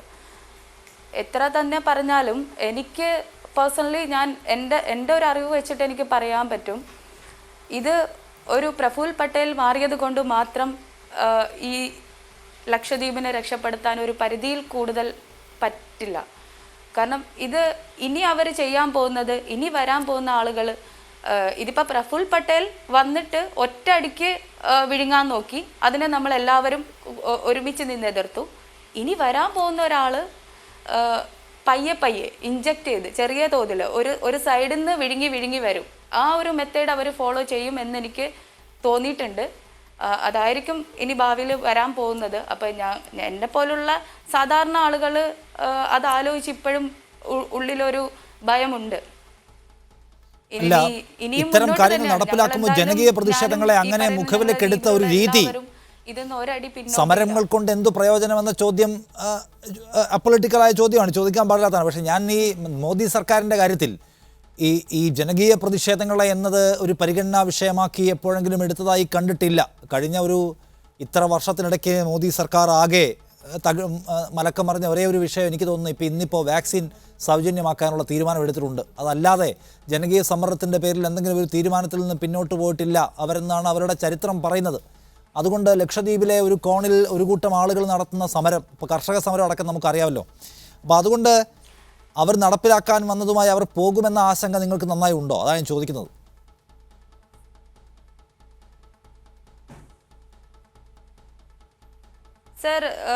സർ തന്നെ ഇപ്പോൾ ചോദിച്ച ചോദ്യത്തിലും സർ തന്നെ ഒരു കാര്യം പറഞ്ഞു കഴിഞ്ഞു. വാക്സിൻ എന്ന് പറയുന്ന കാര്യം ഫ്രീ ആയിട്ടിപ്പോൾ നമ്മളുടെ മോദി ഗവൺമെൻറ് എല്ലാവർക്കും അലോ ചെയ്തിരിക്കുകയാണ്. സെയിം ടൈം അവർ പെട്രോളിന് വില കൂട്ടിയിരിക്കുകയാണ്. അത് ടാലി ആക്കിയില്ലേ? ഇവരുടെ ഒരു ബിസിനസ് ട്രിക്കാണിത്. ഇത് തന്നെയാണ് ലക്ഷദ്വീപിൽ പ്രയോഗിച്ചിരിക്കുന്നത്. ലക്ഷദ്വീപിൽ ഇന്നൊരു 1 കിലോ തക്കാളി മേടിക്കണമെങ്കിൽ 100 രൂപ നമ്മൾ കൊടുക്കണം. അപ്പോൾ ഈ സാധാരണ രീതിയിൽ ഇന്ന് ജോലിയും കൂലിയും ഇല്ലാതെ വീട്ടിലിരിക്കുന്ന ജനങ്ങൾ എങ്ങനെ പോയി ഒരു 100 രൂപ കൊടുത്ത് 1 കിലോ തക്കാളി മേടിക്കും? ഇതൊന്നും അവിടുത്തെ ഒരു ഗവൺമെൻറ് ഇപ്പോൾ ഈ വികസനം കൊണ്ടുവരുന്നു എന്ന് പറയുന്ന ഒരു ഗവൺമെൻറ്റും പോയി അവിടെ എത്തി നോക്കുന്നില്ല, ഒരു ഫാമിലിയെയും സഹായിക്കുന്നില്ല. അപ്പോൾ അവരെങ്ങനെ ജീവിക്കുന്നു? ഇപ്പോൾ പോർട്ടുകൾ ഈ പറയുന്ന പോലെ മാംഗ്ലൂർ ആക്കിയിരിക്കുക എന്ന് പറയുന്നു. സാധാരണ കച്ചവടക്കാരൻ്റെ ഒരു അവസ്ഥ ആലോചിച്ച് നോക്കിയേ. ഞാനൊരു കച്ചവടം നടത്തിയിരുന്ന ആളാണ്. എനിക്ക് സ്വന്തമായിട്ട് അവിടെ ഒരു കട ഉണ്ടായിരുന്നു. അപ്പോൾ ഞങ്ങളെ പോലുള്ള കച്ചവടക്കാർക്ക് പോലും അവിടേക്ക് സാധനം വരേണ്ട ആവശ്യമുള്ളത് കൊച്ചിയിൽ നിന്നും ബേപ്പൂരിൽ നിന്നും മംഗലാപുരത്തു നിന്നും 3 പോർട്ടും നമുക്ക് വളരെ അത്യാവശ്യമാണ് ഒരു കച്ചവടം നടത്താൻ പോലും. അപ്പോൾ ഇന്നത്തെ സ്ഥിതിയിൽ അങ്ങോട്ടേക്ക് പോകുന്ന ഷിപ്പിൻ്റെ ഗതാഗതം പോലും കുറച്ചിരിക്കുകയാണ്. ഈ സാഹചര്യത്തിൽ അവിടുത്തെ സാധനങ്ങൾക്ക് വില കൂടി. അപ്പോൾ ഉള്ള സാധനങ്ങൾ പോലും മേടിക്കാൻ പറ്റാത്ത അവസ്ഥയാണ് അവിടുത്തെ ജനങ്ങളിലേക്ക് എത്തിക്കൊണ്ടിരിക്കുന്നത്. അതിൻ്റെ അർത്ഥം അടിച്ചമർത്തൽ തന്നെയാണ്. ഭയങ്കരമായിട്ട് ആളുകളെ ചൂഷണം ചെയ്തുകൊണ്ടിരിക്കുന്നതാണ്. തികച്ചും ഈ ഗവൺമെൻറ് നമ്മളോട് കാണിക്കുന്നത് അനീതി തന്നെയാണ്. അവരെ ഈ പാവപ്പെട്ട ജനങ്ങളെ അടിച്ചമർത്തിക്കൊണ്ടേ ഇരിക്കണം എന്നുള്ള അജണ്ട അവരിൽ ഇപ്പോഴും മാറിയിട്ടില്ല. പൂർണ്ണമായിട്ട് എനിക്കിതെന്ന് മനസ്സിലാവും. പിന്നെ ഇവർ വേറൊരു ബിസിനസ് ഇപ്പം ഇവർ ചെയ്തു എന്ന് പറയുന്നു, ഗവൺമെൻറ് ചെയ്തുകൊണ്ടിരിക്കുകയാണെന്ന് പറഞ്ഞിട്ട് ഞാനിപ്പോൾ ഈ അടുത്തൊരു മെസ്സേജ് കണ്ടു, ജപ്പാനിലേക്ക് ട്യൂണ കയറ്റുമതി നടത്തുന്നു എന്നുള്ളത്. ഇത് വർഷങ്ങളായിട്ട് അവിടെ നടന്നുകൊണ്ടിരിക്കുന്ന പ്രോസസ്സാണ്. ഇതിനൊരു പുതുമയില്ല. അവർ ഇന്ന് ഉണ്ടാക്കിക്കൊണ്ടിരിക്കുക, അത് ഇന്നലെ മുതൽ തുടങ്ങി എന്നൊക്കെ പറഞ്ഞുകൊണ്ടിരിക്കുകയാണ്. എൻ്റെ ഒക്കെ അറിവിൽ ഞാൻ കാലങ്ങൾക്ക് മുമ്പ് എനിക്ക് ഓർമ്മ വെച്ച പ്രായം തൊട്ട് ഞാൻ കാണാൻ തുടങ്ങിയതാണ് ലക്ഷദ്വീപിൽ ട്യൂണ ബിസിനസ് എങ്ങനെ നടക്കുന്നു എന്നുള്ളത്. ഞാനൊക്കെ വളർന്നത് മിനിക്കോയ് എന്ന് പറഞ്ഞ ഐലൻഡിലാണ്. അവിടെ ഞാനിത് സ്ഥിരമായിട്ട് കണ്ടുകൊണ്ടിരുന്ന ആളാണ്. പിന്നെ എങ്ങനെയാണ് ഇവർ പറയുന്നത് ഇവർ ഇന്നലെ കൊണ്ടുവന്നതാണ്, ഇവർ പുതിയതായിട്ട് കൊണ്ടുവന്ന ബിസിനസ് ആണെന്നൊക്കെ? ഇതൊക്കെ വെറുതെ ജനങ്ങളെ കണ്ണ് കെട്ടാനുള്ള ഒരു പരിപാടിയാണ്. ഇതിലൊന്നും ഞങ്ങൾക്ക് ഒരിക്കലും ഒരു വിശ്വാസമില്ല. ശരി, ഞാൻ താങ്കളിലേക്ക് വരാം. ശ്രീ കോയ, ലക്ഷദ്വീപിലെ ലോക്കൽ BJP ലീഡർഷിപ്പിന് പോലും ഒരു നിലയ്ക്കും അഭിപ്രായമില്ലാത്ത ആളാണ് ഈ പറയുന്ന ആൾ. അവിടുത്തെ ഇപ്പോഴത്തെ അഡ്മിനിസ്ട്രേറ്റർ അതുമായി ബന്ധപ്പെട്ട വിയോജിപ്പ് അവർ രേഖപ്പെടുത്തുകയും ചെയ്തിട്ടുണ്ട്. എന്നിട്ടും പക്ഷേ അദ്ദേഹത്തിന് മുന്നോട്ട് പോകാൻ കഴിയുന്നുണ്ട് എന്ന് വെച്ചാൽ BJPയുടെ ഒരു വലിയ പ്ലാനുമായിട്ടാണ് അദ്ദേഹം വന്നിട്ടുള്ളത്, അല്ലെങ്കിൽ BJP സർക്കാരിൻ്റെ വലിയൊരു പ്ലാനുമായിട്ടാണ് അദ്ദേഹം വന്നിട്ടുള്ളത് എന്ന് ന്യായമായും വിചാരിക്കണ്ടേ? തീർച്ചയായിട്ടും ഇവിടെ വിഷ്ണു പറഞ്ഞ കുറേ കാര്യങ്ങൾ ഞാനിങ്ങനെ ശ്രദ്ധിക്കുകയായിരുന്നു. അദ്ദേഹം പറയുന്നതിൽ എനിക്ക് ഏറ്റവും രസകരമായി തോന്നിയത്, അദ്ദേഹം പറയുന്നു കേന്ദ്ര ഗവൺമെൻറ് തീരുമാനമെടുത്തിട്ടുണ്ട്, എല്ലാ കാര്യങ്ങളിലും കേന്ദ്ര ഗവൺമെൻറ് ഇടപെടുമെന്ന് പറയുന്നു. അതേ സമയത്ത് ഒരു വശത്ത് ലക്ഷദ്വീപിൽ നിയമങ്ങൾ ഇംപ്ലിമെൻറ്റ് ചെയ്തുകൊണ്ടേയിരിക്കുന്നു. അവർ ഡ്രാഫ്റ്റ് നോട്ടിഫിക്കേഷൻ ഇറക്കിയ സംഭവങ്ങളിൽ പോലും ലക്ഷദ്വീപ് ഡെവലപ്മെൻറ്റ് അതോറിറ്റി റെഗുലേഷനെ ബേസ് ചെയ്തിട്ട് പോലുമുള്ള നിയമങ്ങൾ നടപ്പിലാക്കാനുള്ള ശ്രമം പണ്ടേ തുടങ്ങിക്കഴിഞ്ഞു. ലക്ഷദ്വീപിലെ പാവപ്പെട്ട മത്സ്യത്തൊഴിലാളികളുടെ ഷെഡുകളടക്കം അവിടെ നിന്ന് പൊളിച്ചു മാറ്റിക്കഴിഞ്ഞു. ഈ പ്രവർത്തനം ഒരു സൈഡിൽ ഉദ്യോഗസ്ഥ വൃന്ദങ്ങൾ നടത്തുകയും പ്രഫുൽ പട്ടേലിൻ്റെ നേതൃത്വത്തിൽ ഉദ്യോഗസ്ഥ വൃന്ദങ്ങൾ നടത്തുകയും കേന്ദ്ര ഗവൺമെൻറ് ഇതെല്ലാം ശരിയാക്കുമെന്ന് പറയുകയും രണ്ടും കൂടി വിഷ്ണു ഒരുമിച്ച് പറയാൻ പാടില്ല എന്നുള്ളതാണ് എൻ്റെ വാദം. ഏതാണ് ശരി? ഇവിടെ വിട്ടിരിക്കുന്നത് തലയും വാലും ഇല്ലാത്ത രീതിയിലാണോ ഈ ഭരണ സംവിധാനം പോയിക്കൊണ്ടിരിക്കുന്നതെന്നെങ്കിലും പറയണം. തല പറയുന്നത് വാല് കേൾക്കുന്നില്ല, അല്ലെങ്കിൽ വാല് പറയുന്നത് തലക്ക് കേൾക്കുന്നില്ല. എന്താണ് അതിൻ്റെ സത്യാവസ്ഥ എന്നറിയണം. കാരണം ഇത്രയും വലിയൊരു പ്രശ്നം റേസ് ചെയ്ത് കൊണ്ടുവന്ന് ലക്ഷദ്വീപിലെ ഒരു രാഷ്ട്രീയ പാർട്ടി പോലും ഇതിൽ നിന്ന് ഒഴിഞ്ഞു നിന്നിട്ടില്ല. എല്ലാ പാർട്ടികളും ഐക്യത്തോടുകൂടി സേവ് ലക്ഷദ്വീപ് ഫോറം രൂപീകരിച്ചുകൊണ്ട് ഇന്ന് എല്ലാ ദ്വീപുകൾ മാത്രമല്ല ദ്വീപിലുള്ള ജനങ്ങളുടെ കഷ്ടപ്പാട് കണ്ടുകൊണ്ട് കേരളക്കരയിലും ഈ ഇന്ത്യ മഹാരാജ്യത്താകമാനവും ഒരുപാട് സ്ഥലങ്ങളിൽ ഉപവാസമനുഷ്ഠിച്ചവർ വരെയുണ്ട്. ഇത്രയും കൂടുതലായിട്ട് ആളുകൾ സപ്പോർട്ട് ചെയ്യുന്ന ഒരു വിഷയത്തിൽ നമ്മളെപ്പോഴും സ്വാതന്ത്ര്യം, ജനാധിപത്യം, സോഷ്യലിസം ഈ 3 തത്വസംഹിതയിലെങ്കിലും മിനിമം വിശ്വസിക്കണമല്ലോ. ലക്ഷദ്വീപിലെ ജനങ്ങളുടെ സ്വാതന്ത്ര്യം വലിച്ചെറിഞ്ഞുകൊണ്ടിരിക്കുന്ന പ്രശ്നങ്ങളുമായിട്ട് ഇത്രയും വലിയ രൂക്ഷമായ പ്രശ്നങ്ങളിലേക്ക് നേരത്തെ മുൻപ് പറഞ്ഞ ആളുകളൊക്കെ പറഞ്ഞതുപോലെ ഇത്രയും വലിയ പ്രശ്നങ്ങൾ ലക്ഷദ്വീപിലെ മൊത്തം ജനങ്ങൾ മൊത്തമായിട്ട് കൊണ്ടുവന്ന് അവതരിപ്പിച്ച് കഴിഞ്ഞിട്ടും കേന്ദ്ര നേതൃത്വം എല്ലാം ശരിയാക്കി കൊടുക്കുമെന്ന് പറഞ്ഞിട്ടുണ്ടല്ലോ. BJP നേതൃത്വം കണ്ടപ്പോഴും ബഹുമാന്യനായ MP-നോടും പറഞ്ഞിട്ടുണ്ട്. അതില്ല എന്ന് ഞങ്ങൾ പറഞ്ഞില്ല. ആ പറഞ്ഞ കാര്യം പ്രഫുൽ പട്ടേൽ നേതൃത്വം കൊടുക്കുന്ന ലക്ഷദ്വീപിൻ്റെ അധികാരികൾ പാലിച്ചിട്ടില്ല. ഇനി ഒരു കാര്യം കൂടി സൂചിപ്പിക്കാം. കഴിഞ്ഞ പ്രാവശ്യം ലക്ഷദ്വീപിൻ്റെ കലക്ടർ കേരളത്തിൽ വന്നുകൊണ്ട് പത്രസമ്മേളനം നടത്തിയത് നമ്മളെല്ലാവരും കണ്ടു. ഈ മീഡിയകളെ മുഴുവൻ വിളിച്ചുകൊണ്ട് ലക്ഷദ്വീപിൻ്റെ ചരിത്രത്തിൽ ആദ്യമായിട്ടൊരു കലക്ടർ വന്ന് മീഡിയയുടെ മുമ്പിൽ സംസാരിച്ചു. ഈ മീഡിയയുടെ മുമ്പിൽ സംസാരിച്ച സമയത്ത് അദ്ദേഹം പ്രത്യേകം എടുത്തു പറഞ്ഞൊരു വിഷയമുണ്ട്. 5 AK-47 തോക്കും ഹീറോയിനും കണ്ടെടുത്തു എന്നത് മുമ്പ് മുതൽക്കേ ഇവർ രഹസ്യമായിട്ട് കേന്ദ്ര നേതൃത്വത്തെയും അല്ലെങ്കിൽ ഇന്ത്യ തലത്തിൽ തന്നെ ലക്ഷദ്വീപുകാർ ഭീകരവാദികളാണെന്ന് ചിത്രീകരിക്കാനുള്ള ശ്രമം തുടങ്ങിക്കഴിഞ്ഞിരുന്നു. അതിൻ്റെ ഭാഗമാണ് ഇപ്പോൾ ബോട്ടിൽ ഓരോ ഗവൺമെൻറ് ഒഫീഷ്യൽസിനെ കൂടി കയറ്റിക്കൊണ്ട് പോകണമെന്നാവശ്യപ്പെടുന്നു. ഒരൊറ്റ ചോദ്യം മാത്രം വിഷ്ണുവിനോട് ഞാൻ ചോദിക്കുകയാണ്. ഈ ലക്ഷദ്വീപിൻ്റെയും കേരളത്തിൻ്റെയും ഇടക്ക് കിടക്കുന്ന കടലെന്ന് പറയുന്നത് എക്സ്ക്ലൂസീവ് എക്കണോമിക് സോൺ നമ്മുടെ ഇന്ത്യയുടെ കടലാണ്. ഇന്ത്യയുടെ സ്വന്തം കടലിലൂടെ, കടലിൻ്റെ ഉള്ളിലൂടെ കടന്നു പോകുന്ന കപ്പൽ അങ്ങ് ഗൾഫ് രാഷ്ട്രം വരെയും ഇങ്ങോട്ട് പോയി കഴിഞ്ഞാൽ ഈ ഭാഗത്തേക്കുള്ള രാജ്യങ്ങളിലേക്കും കടന്നു പോകുന്നത് സൂയസ് കനാലിലൂടെ പോകുമ്പോൾ നമ്മൾ കാണുന്നത് പോലെ ലക്ഷദ്വീപിനും കേരളത്തിനും ഇടയിലൂടെ കടന്നു പോകുന്ന കപ്പലുകളുണ്ട്. ഈ കപ്പലുകളും വിദേശ രാഷ്ട്രത്തിൽ നിന്നുള്ള ഇൻവോൾവ്മെൻറ്റ് ഇവിടെ ഉണ്ടാകുന്നുണ്ടെങ്കിൽ, ഈ കടലിൽ ഉണ്ടാകുന്നുണ്ടെങ്കിൽ ലക്ഷദ്വീപിൽ നിന്ന് പുറപ്പെടുന്ന ബോട്ടുകാർക്ക് മാത്രമല്ലല്ലോ സംരക്ഷണം ഉറപ്പുവരുത്തേണ്ടത്. ഗുജറാത്തിൽ നിന്ന് പുറപ്പെടുന്ന ബോട്ടുകാർക്ക് എന്തേ ഈ സംരക്ഷണം ഉറപ്പുവരുത്തിയില്ല? ഗുജറാത്തിൽ നിന്ന് ബോട്ടുകൾ പുറപ്പെടുന്നുണ്ടല്ലോ. ആ പുറപ്പെടുന്ന ബോട്ടുകളിൽ ഓരോ ആളുകളെ കയറ്റി വിടാറുണ്ടോ? പാകിസ്ഥാനുമായിട്ട് അടുത്ത് കിടക്കുന്ന പ്രദേശമല്ലേ ഗുജറാത്ത്. ഗുജറാത്തിൽ നിന്ന് പുറപ്പെടുന്ന ബോട്ടുകാർക്ക് ഇതുപോലെ ഒരാളെ കയറ്റണമെന്ന് തീരുമാനിച്ചാൽ ഇദ്ദേഹത്തെ കുടുംബത്ത് കയറ്റില്ല എന്ന് ഞാൻ വ്യക്തമായിട്ട് പറയാൻ സാധിക്കും. ശരി, ഞാൻ വിഷ്ണു അപ്പോൾ ശരിക്കുള്ള കാര്യം എന്താണ്? വിഷ്ണു ശരിക്കുള്ള കാര്യം എന്താണ്? ഇത് കച്ചവടമാണോ ലക്ഷ്യം, അതോ ഒരു മുസ്ലിം മെജോറിറ്റി ഏരിയ ആണല്ലോ, അപ്പോൾ അവിടെ ഒരു പ്രശ്നം ഉണ്ടാക്കിയത് രാജ്യത്താകെ ശ്രദ്ധ തിരിച്ചാൽ ഇപ്പോൾ ഉള്ള പല സംഗതികളിൽ നിന്നും ശ്രദ്ധ മാറ്റാം, ഉപയോഗപ്പെടുത്താം, പല തെരഞ്ഞെടുപ്പുകളൊക്കെ വരുന്നുണ്ടല്ലോ. എന്താണ് ശരിക്കുള്ള നിങ്ങളുടെ പ്ലാൻ? അല്ല, ഇപ്പം നിഷാദ് ഇപ്പോൾ പറഞ്ഞ 2 കാര്യങ്ങളും വസ്തുതാവിരുദ്ധമായ കാര്യങ്ങളാണ്. അത്തരത്തിലുള്ള ഒരു അജണ്ടയും BJPക്ക് ലക്ഷദ്വീപിലില്ല. ഈ ലക്ഷദ്വീപിൻ്റെ വികസന പ്രവർത്തനങ്ങളിൽ ഏറ്റവും കൂടുതൽ മാറ്റങ്ങൾ വന്നത് അടൽ ബിഹാരി വാജ്പേയി സർക്കാർ ഉണ്ടായിരുന്ന കാലഘട്ടത്തിലാണ്. അവരുടെ യാത്രാക്ലേശങ്ങളടക്കം പരിഹരിക്കുന്നതിന് മാർഗ്ഗനിർദ്ദേശങ്ങൾ വന്നത് സഹായിച്ചതും വാജ്പേയി സർക്കാരിൻ്റെ കാലഘട്ടത്താണ്. അപ്പോൾ അത്തരത്തിൽ തന്നെ ദ്വീപിൻ്റെ വികസനം, ഞാൻ ദ്വീപുകാരനല്ല, എന്നാൽ പോലും ദ്വീപിൽ കുറച്ച് ദിവസം അവിടെ താമസിച്ചുള്ള ഒരു വ്യക്തി എന്ന നിലയിൽ പറയാം, എല്ലാവർക്കും അറിയാവുന്ന പോലെ അവിടുത്തെ വികസനം വളരെ പിന്നോട്ടാണ്. അവിടെ പ്രകൃതി വിഭവങ്ങൾ വളരെ കുറവാണ്. മത്സ്യവും നാളികേരവും മാത്രമാണ് അവിടെ ലഭ്യമാകുന്ന 2 വിഭവങ്ങൾ. അപ്പോൾ അതിനെ പരമാവധി ഉപയോഗിക്കുന്നവരും സാധാരണക്കാരായ തൊഴിലാളികളുടെടുത്ത് അവർക്ക് ഏതെങ്കിലും രീതിയിലുള്ള സാമ്പത്തികമായ ഉന്നമനം ഉറപ്പാക്കിയേ പറ്റൂ. അത് സ്വാഭാവികമാണ്. ഈ രാജ്യത്തെ എല്ലാ വിഭാഗം ജനങ്ങൾക്കും മതവർഗ വർണ്ണ വ്യത്യാസമില്ല. നരേന്ദ്രമോദി സർക്കാർ വന്നതിന് ശേഷം അവിടെ ഒന്നിലധികം അഡ്മിനിസ്ട്രേറ്റർമാർ വന്നിട്ടുണ്ട്. അപ്പോഴൊന്നും ഇല്ലാത്ത പ്രശ്നം ഇയാൾ വരുമ്പോൾ ഉണ്ടാകുമെന്ന് വെച്ചാൽ ഇദ്ദേഹം കുഴപ്പമാണെന്നല്ലേ അതിൻ്റെ അർത്ഥം? നിങ്ങൾ പറയുന്നു അവിടുത്തെ ആളുകളുടെ ജീവിതം നന്നാക്കാനാണ്. ശരി, നന്നാക്കാനാണെന്ന് ഇവിടെ ഇരിക്കുന്ന ആളുകൾക്ക് ശ്രീ കോയക്ക് മനസ്സിലാവുന്നില്ല, ഐഷ സുൽത്താനയ്ക്ക് മനസ്സിലാവുന്നില്ല, അവിടുത്തെ MP മനസ്സിലാവുന്നില്ല. മനസ്സിലായാലും ഇപ്പം താങ്കൾ പറഞ്ഞു അടൽ ബിഹാരി വാജ്പേയിയുടെ കാലത്ത് അവിടുത്തെ ജനങ്ങൾക്ക് വേണ്ടി നല്ലത് ചെയ്തു. ഓക്കെ, അവരെ അഡ്മിറ്റ് ചെയ്യുന്നുണ്ടാവും, അന്ന് പ്രതിഷേധമൊന്നും കണ്ടിട്ടില്ല. ഇന്നുണ്ടാവാൻ കാര്യം ഇത് മുഴുവൻ കുഴപ്പം പിടിച്ച ഏർപ്പാടാണ് ഇയാൾ നടപ്പിലാക്കുന്നത്. അല്ല, ഇപ്പം ഞാൻ പഴയ കാര്യങ്ങളിലേക്ക് വീണ്ടും നമ്മൾ ചർച്ച ചെയ്ത കാര്യങ്ങളിലേക്ക് പോകുന്നില്ല. കാര്യം പ്രഫുൽ കോട പട്ടേൽ ഗുജറാത്തിൽ നിന്ന് വന്നു എന്ന് കേട്ടപ്പോൾ തന്നെ അവിടെ എന്തൊക്കെ പ്രശ്നങ്ങളുണ്ടായി, തുടക്കവും ഉണ്ടായിരുന്നു. അപ്പോൾ എവിടെയാണോ അദ്ദേഹത്തിന്റെ ഉത്തരവാദിത്വം ഏൽപ്പിക്കപ്പെട്ടത് അവിടെ എന്താ ചെയ്തതെന്ന് നമുക്ക് എല്ലാവർക്കും അറിയാം. എന്തോ പ്രശ്നങ്ങളല്ല ഉണ്ടായത്. പ്രഫുൽ പട്ടേൽ വന്നതിന് ശേഷം ഒരിക്കലും എന്തോ പ്രശ്നമല്ല ഉണ്ടായത്. ഞാൻ സംസാരിച്ചുകൊണ്ടിരിക്കുകയാണ്. ശേഷം പ്രയോഗിച്ചിരിക്കുന്നത് വലിയൊരു ആയുധം തന്നെയാണ്. അല്ല, വിഷ്ണു പറയൂ, വിഷ്ണു ഒന്ന് പൂർത്തിയാക്കൂ.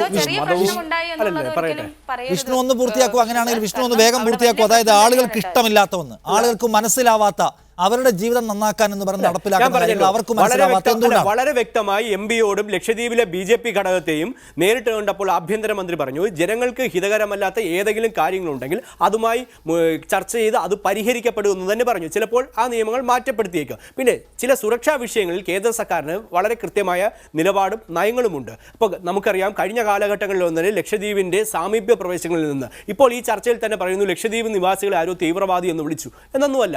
ഒരിക്കലും അങ്ങനത്തിലുള്ള ഒരു പരാമർശം ഒരു BJP നേതാവിന്റെ ഭാഗത്തുനിന്ന് ഉണ്ടായില്ല. പിന്നെ സോഷ്യൽ മീഡിയയിൽ വരുന്ന ഉത്തരങ്ങൾക്ക് ഞങ്ങൾക്ക് ഉത്തരം നൽകാൻ കഴിയില്ല.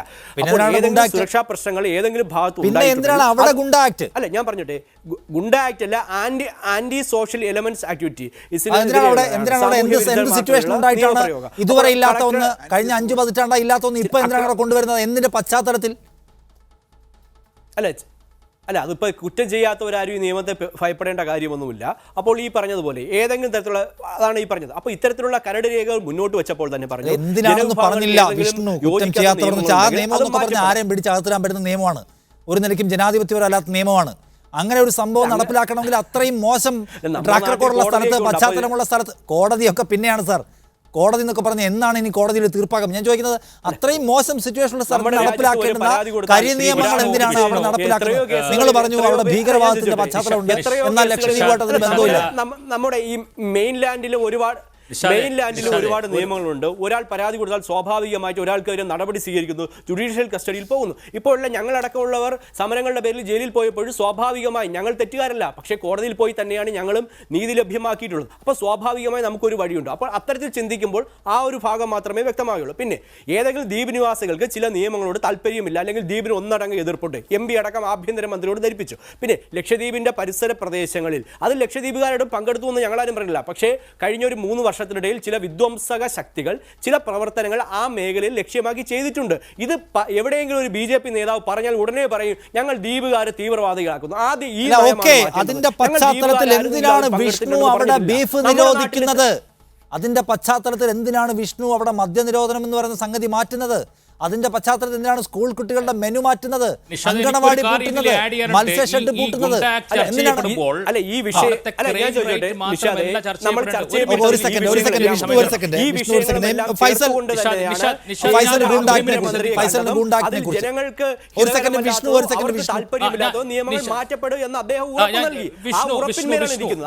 വീണ്ടും പഴയ കാര്യങ്ങളിലേക്ക് പോകുമ്പോൾ ചർച്ച വീണ്ടും പഴയതിലേക്ക് പോവുകയാണ്. അല്ലല്ല, ഞാൻ പറയട്ടെ വിഷ്ണു, ഇല്ലല്ല വിഷ്ണു ഇവിടെ ശ്രദ്ധിക്കാത്തൊരു കാര്യം, അതായത് ഇവിടെ ചർച്ചകളിൽ കൂടുതലായിട്ട് എപ്പോഴും ചർച്ച ചെയ്യപ്പെട്ടുകൊണ്ടിരുന്നത് ഗുണ്ട ആക്ടിനെ കുറിച്ച് ചർച്ച ചെയ്യുമ്പോൾ അവിടുത്തെ ക്രൈം റേറ്റിനെ കുറിച്ചാണ് ചർച്ച ചെയ്തുകൊണ്ടിരിക്കുന്നത്. അതിനെ കൗണ്ടർ ചെയ്യാൻ വേണ്ടി ഭാവിയിൽ ഇനി ക്രൈം റേറ്റുകൾ കൂടാൻ സാധ്യതയുണ്ട്. അതിൻ്റെ പരിസരങ്ങളിൽ കൂടുതൽ ഇങ്ങനെ കാര്യങ്ങൾ കണ്ടുവരുന്നു. അതുകൊണ്ട് സുരക്ഷിതത്വം ഉറപ്പുവരുത്താൻ വേണ്ടിയിട്ടാണ് ഗുണ്ട ആക്ട് കൊണ്ടുവരുന്നതെന്ന് പറയുമ്പോൾ അതിൽ വളരെ വ്യക്തമായിട്ട് ഇതുവരെ ചർച്ച ചെയ്യപ്പെട്ട ഒരു പോയിന്റ് അതാണ് ഞാൻ കൈപൊക്കി അത് പറയാൻ ആഗ്രഹിച്ചത്. അവിടെ ഏറ്റവും കൂടുതൽ ഗുണ്ട ആക്ടിൽ എടുത്ത് പറയുന്നൊരു വിഷയം, അവിടുത്തെ ആരെങ്കിലും പബ്ലിക് ഓർഡേഴ്സിനെതിരെ പ്രതിഷേധിക്കാൻ ശ്രമിച്ചാൽ, പബ്ലിക് ഓർഡർ എന്ന് പറയുന്നത് എന്താണ്? ഈ പറയപ്പെടുന്ന ഈ മടലുകൾ വീഴുമ്പോൾ അവിടെ ശിക്ഷ നടപ്പാക്കുക, അവിടുത്തെ ബോട്ടുകളിലേക്ക് അല്ലെങ്കിൽ ഫിഷർമാൻമാർക്ക് ഉദ്യോഗസ്ഥന്മാരെ കൊണ്ടേ പോവാവൂ. ഇങ്ങനെയുള്ള ഓരോ സമയാസമയങ്ങളിൽ ലക്ഷദ്വീപ് അഡ്മിനിസ്ട്രേഷൻ പുറത്തിറക്കുന്ന ചില ഓർഡറുകൾ, അതാണ് പബ്ലിക് ഓർഡേഴ്സ്. ആ പബ്ലിക് ഓർഡറിനെ ആരെങ്കിലും പ്രതിഷേധിച്ചാൽ, ഈവൻ ഫേസ്ബുക്കിലോ വാട്സപ്പിലോ അതിനെതിരെ പറഞ്ഞാൽ, ഈ ഗുണ്ടാ നിയമം അനുസരിച്ചുകൊണ്ട് 6 മാസമോ അല്ലെങ്കിൽ 1 വർഷമോ അവരെ തടവിൽ വെക്കാം. അഡ്മിനിസ്ട്രേറ്റർക്ക് എംപവർ നൽകുന്ന ഒരു വിഭാഗം അതിൽ ഉൾപ്പെടുത്തിയിട്ടുണ്ട്. അതാണ് ഏറ്റവും ക്രൂഷ്യലായിട്ടുള്ളത്. അങ്ങനെ ഒരാൾക്ക് ചിന്തിക്കാൻ പോലും അഡ്മിനിസ്ട്രേഷൻ ഇറക്കുന്ന ജനാധിപത്യപരമായിട്ട് അത് പ്രതിഷേധിക്കാൻ പോലും അവകാശമില്ലേ? ഏത് രാജ്യത്താണ് നമ്മൾ ജീവിക്കുന്നത്? അഡ്മിനിസ്ട്രേറ്റർക്ക് എന്ത് തോന്നിയ അവസ്ഥ മറക്കാമെന്നാണോ? അദ്ദേഹം എന്തിറക്കിയാലും അവിടുത്തെ ജനങ്ങൾ കണ്ടു നിൽക്കണമെന്നാണോ? വിഷ്ണു, അതായത് സ്വാഭാവികമായും ജനങ്ങളിൽ നിന്ന് പ്രതിഷേധം ഉയർന്നു വരാൻ സാധ്യതയുള്ള ചില പരിഷ്കാരങ്ങൾ, കരിനിയമങ്ങൾ നടപ്പിലാക്കാൻ പോവുകയാണ്. അവിടുത്തെ ആളുകളെ പ്രയാസപ്പെടുത്തുന്ന തരത്തിലുള്ള വേറെന്തോ പ്ലാനുമായി വരികയാണ്. സ്വാഭാവികമായും പ്രൊട്ടസ്റ്റ് ഉണ്ടാവും.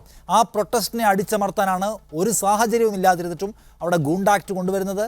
അത് പബ്ലിക് ഓർഡറിനെ ഏതെങ്കിലും തരത്തിൽ ഡിസ്റ്റർബ് ചെയ്യുമെന്ന് തോന്നിയാൽ പിടിച്ചകത്തിടാൻ കഴിയുന്ന വ്യവസ്ഥ ഉണ്ടാക്കുന്നത്. അതല്ലെങ്കിൽ പിന്നെ എന്താണ് വിഷ്ണു? ഒരു പോയിന്റ് കൂടി ഞാൻ ആഡ് ചെയ്യണം. വേഗം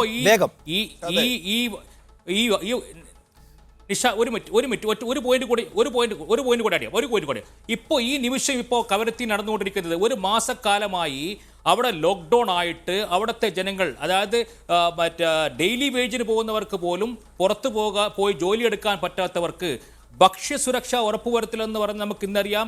കേന്ദ്ര ഗവൺമെന്റ് പ്രഖ്യാപിക്കപ്പെട്ട ഫുഡ് സെക്യൂരിറ്റി ആക്ട് വെച്ചുകൊണ്ട് ആരും പട്ടിണി കിടക്കാൻ പാടില്ല എന്നുള്ള നിയമം ഇന്ത്യയിൽ നിലനിൽക്കുമ്പോൾ അവിടെ വെറും BPL ഫാമിലീസിന് മാത്രം ഒരു 5 കിലോ അരി കൊടുക്കുകയും ബാക്കി ദിവസേന ജോലി എടുത്തുകൊണ്ട് അവരുടെ ഉപജീവനമാർഗം കണ്ടെത്തുന്നവർ 1 മാസക്കാലമായി അവർക്ക് ജോലി ചെയ്യാൻ പറ്റാത്ത സാഹചര്യത്തിൽ ഒരു സഹായം ഇതുവരെ ഗവൺമെന്റ് ലക്ഷദ്വീപ് അഡ്മിനിസ്ട്രേഷൻ അവർക്ക് ചെയ്യാത്ത സാഹചര്യത്തിൽ കവരത്തി വില്ലേജ് ദ്വീപ് പഞ്ചായത്ത് മെമ്പർമാർ കവരത്തി പഞ്ചായത്തിൽ കൂടിയാലോചിച്ചുകൊണ്ട് ലക്ഷദ്വീപ് ജില്ലാ കലക്ടറെ കാണാനും ലക്ഷദ്വീപ് ജില്ലാ അഡ്മിനിസ്ട്രേഷനെ കൊണ്ട് അവർക്ക് വേണ്ട ഭക്ഷ്യസുരക്ഷ ഉറപ്പുവരുത്താൻ വേണ്ടിയിട്ടുള്ള കാര്യങ്ങൾ തീരുമാനിക്കാൻ വേണ്ടി പഞ്ചായത്തിൽ അവർ മീറ്റിംഗ് ഇപ്പോൾ നടന്നുകൊണ്ടിരിക്കുമ്പോൾ അവരെ അറസ്റ്റ് ചെയ്യാൻ വേണ്ടിയിട്ടുള്ള നിർദ്ദേശവും കൊണ്ട് കലക്ടർ കൊടുത്തുവിടുക്കുന്ന ഒരു സാഹചര്യം. ഇതാണ് ഞാൻ പറഞ്ഞത്. അവിടെ ജനാധിപത്യപരമായിട്ട് ഒരു കാര്യം പോലും ചെയ്യാൻ പറ്റാത്ത രീതിയിലേക്ക് ജനങ്ങളെ ഭീഷണിപ്പെടുത്തി പേടിപ്പെടുത്തിക്കൊണ്ട് പോകുക എന്നുള്ളതാണല്ലോ ഈ ഗുണ്ട ആക്ടിൻ്റെ ഏറ്റവും ലക്ഷ്യം. ഇവിടെ ഇപ്പം നടന്നുകൊണ്ടിരിക്കുന്ന സംഭവമാണ്. അതാണ് ഞാൻ പറഞ്ഞത്.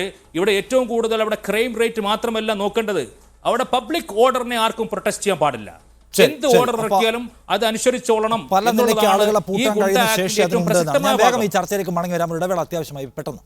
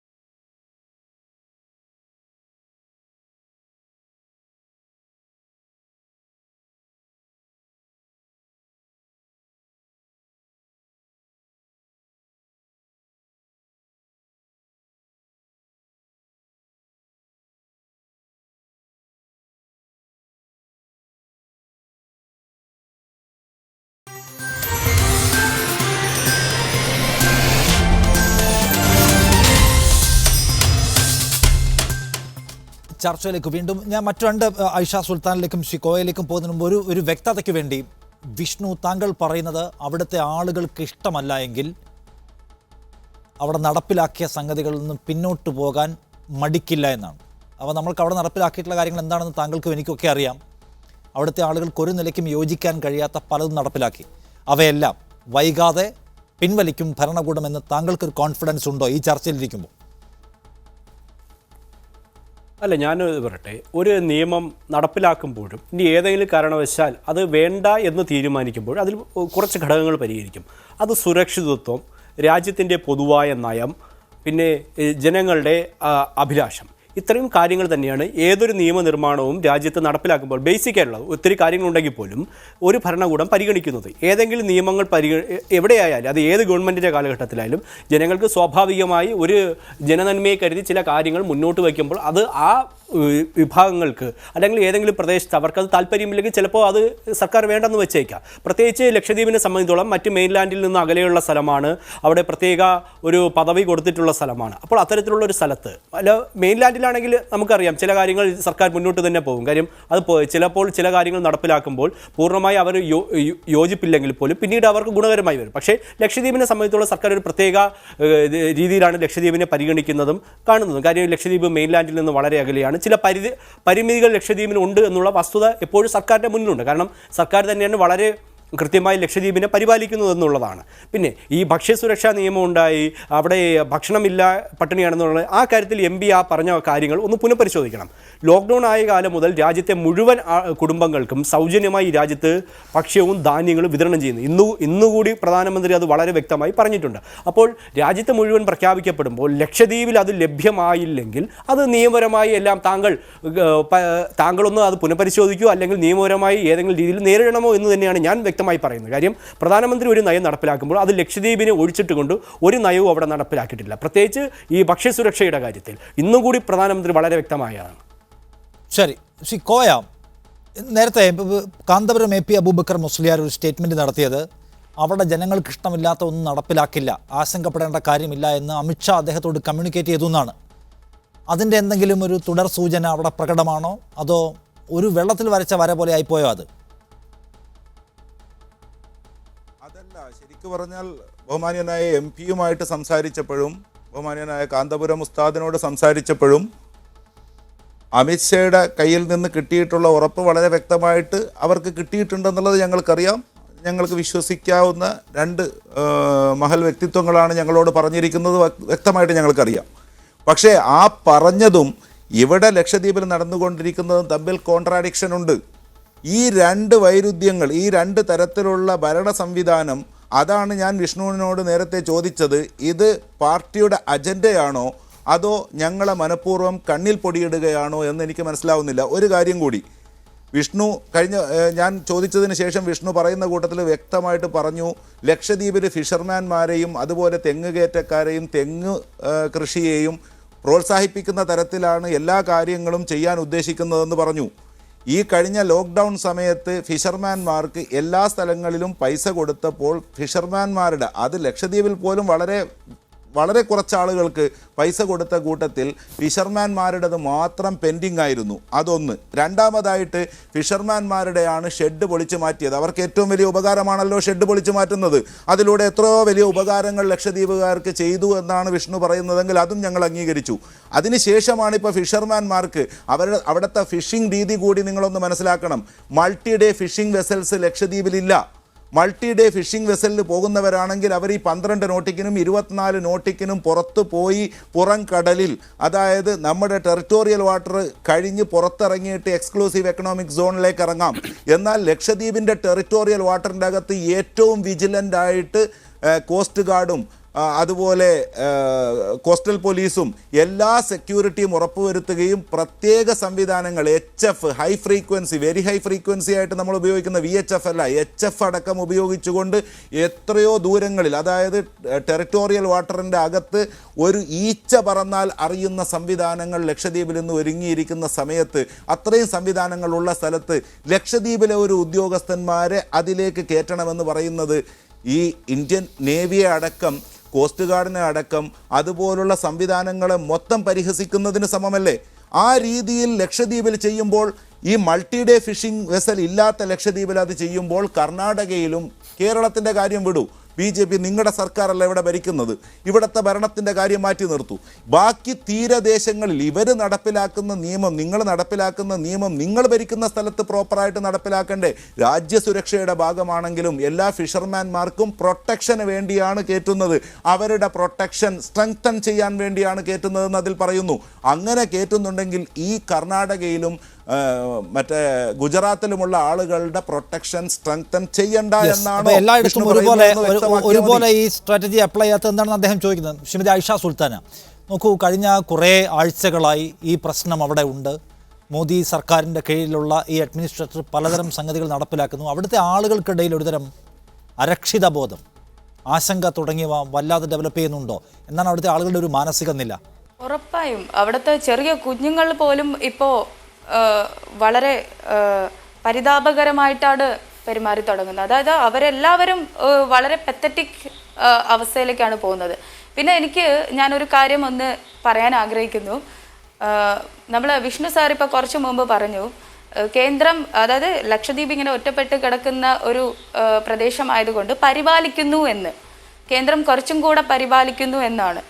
അപ്പോൾ ഇങ്ങനെ പരിപാലിച്ചത് കൊണ്ടാണോ നമ്മളെ ലക്ഷദ്വീപിൽ 0 കോവിഡ് ഉള്ള സ്ഥലത്തേക്ക് ഇപ്പോൾ ഡെയിലി ഒരു 100-ൽ പരം മേലെ കോവിഡ് കേസസ് റിപ്പോർട്ട് ചെയ്യേണ്ട ഗതികേടാക്കി മാറ്റിയത്? ഇവർ പ്രയോഗിച്ചിരിക്കുന്നത് ബയോ വെപ്പണാണ്. എനിക്ക് കൃത്യമായിട്ട് പറയാൻ പറ്റും, കേന്ദ്രം വളരെ ക്ലിയർ ആയിട്ട് പ്രയോഗിച്ചതാണ് ബയോ വെപ്പൺ. വളരെ ഇത്രയും മോശകരമായ വാക്കുകൾ ദയവായി ഉപയോഗിക്കുന്നു നിഷാദ്. ഇതൊക്കെ വളരെ തെറ്റാണ്, ഇത്തരത്തിലുള്ള വളരെ തെറ്റാണ്. ബയോ വെപ്പൺ എന്നുള്ള വാക്കൊക്കെ വളരെ മോശമാണ് ഉപയോഗിക്കുന്നത്. രോഗം മുഴുവൻ കോവിഡ് ഭീതിയിൽ നിൽക്കുന്നു. ഓരോയിടത്തും കോവിഡ് വരാതെ നമ്മൾ പരിശ്രമിക്കുന്നു. അപ്പോൾ കോവിഡ് വന്നത് എന്തുകൊണ്ട് ഒരു സർക്കാർ ഒരു ജനതയ്ക്ക് നേരെ ബയോ വെപ്പൺ പ്രയോഗിക്കുന്നു? ഇതൊന്നും ഒരു ശരിയായ പദപ്രയോഗമല്ല. അത് പിൻവലിക്കണം, ദയവായി അത് പിൻവലിക്കണം. പക്ഷേ ഞാൻ വളരെ ബഹുമാനോട് പറയുന്നത് പിൻവലിക്കണം. ബയോ വെപ്പൺ അല്ല, അത് തെറ്റാണ്. അല്ല, അത് പിൻവലിക്കണം. നിങ്ങൾ ബയോ വെപ്പൺ കോവിഡ് വരാൻ ആഗ്രഹിക്കോ? ഇല്ല, ലോകത്ത് ഒരാളും കോവിഡ് വരാൻ ആഗ്രഹിക്കില്ല, അതല്ല ഞാൻ പറഞ്ഞത്. ബയോ വെപ്പൺ എന്നുള്ള നിങ്ങൾ സർക്കാർ നടത്തുന്നത് വളരെ തെറ്റാണ്. നിഷാദേ, അത് ഞാൻ ബാക്കി എല്ലാ കാര്യങ്ങളിലും കേട്ടിരുന്നു. പക്ഷേ ഈ പറയുന്നത് വളരെ തെറ്റാണ്.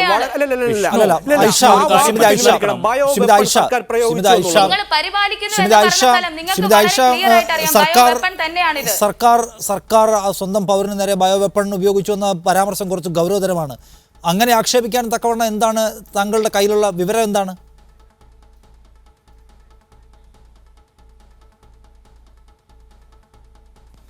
വിവരം എന്താന്ന് പറഞ്ഞു കഴിഞ്ഞാൽ, സ്വാഭാവികമായിട്ട് ഇപ്പോൾ നമ്മൾ എല്ലാവരും ഒരു ചർച്ചയിൽ തന്നെ പറയുന്നുണ്ട്, ഇപ്പോൾ ചൈന ശരിക്കും പറഞ്ഞാൽ മറ്റ് രാജ്യങ്ങളിലേക്ക് പ്രയോഗിച്ച ഒരു ബയോ വെപ്പൺ ആയിരിക്കാം കൊറോണ വൈറസ് എന്ന് ഒരു കാൽക്കുലേഷൻ ഓൾറെഡി ഉണ്ട്. അതേ സാഹചര്യത്തിൽ തന്നെ അതൊന്ന് മാറ്റി വെച്ചിട്ട് നിങ്ങളൊന്ന് ചിന്തിച്ചു നോക്ക്. ചൈന പ്രയോഗിച്ചത് ലോകം തിരിച്ചറിഞ്ഞിട്ടുണ്ട്. ഇന്ത്യ അക്കാര്യം ഉപയോഗിച്ചു എന്ന് പറയുന്നത് പിൻവലിക്കണം, അത് പിൻവലിക്കണം.